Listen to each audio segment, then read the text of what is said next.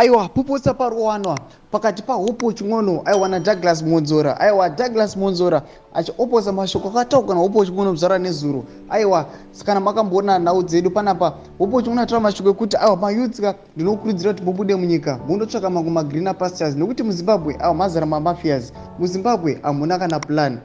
Vechidiki aiwa siya nyika ino yeZimbabwe aiwa muchinotsvaka mikana iri nani kune dzimwe nyika. Aibva mashoko aHope Ching'ono saka tinoona kuti Douglas Mwonzora aiwa anouya achinetsana naye Hope Ching'ono. Sana bina mashoko ataurwa naDouglas Mwonzora nokudzira pa subscribe like utina on the bell icon.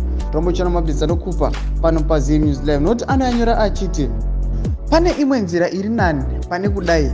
Izano rakashata kwazvo. Ngatibvisei urongwa hwakaipa pane kutiza. Vanodaro vaMwonzora vachikurudzira kuvandudzwa kwemukati menyika kwete kubuda munyika. Nhaurirano pakati pavo Hope Ching'ono navaMwonzora inosimbisa kushushikana pamwe nekusawirirana kuri muvanhu veZimbabwe pamusoro penzira dzekugadzirisa matambudziko atakatarisana nawo munyika. Saka ndo mashoko ari kutaurwa panapa naDouglas Mwonzora achiti aiwa musateedzera mashoko ari kutaurwa naHope Ching'ono. Sera moziva Hope Ching'ono haatomboteresi nabasa. Hope Ching'ono anotongotaura zvinogwadza pamwoyo akaenda muri Zimbabwe. Saka kuti Douglas Mwonzora abatwa akati aiwa mayouth musateedzera mashoko aya, ngatikware ngatifei tiri muno munyika asika tisingabudi tisikaendi kune dzimwe nyika nokuti nyika yeZimbabwe ndeyedu. Muri Zimbabwe chimbotiudzai munoti kudii pamusoro penhau iyi, munoti kudii pamusoro pemashoko aDouglas Mwonzora. I think munongoziva Douglas Mwonzora, munoziva history yake. Tiudzei mafungiro enyu pine mucomment section medu.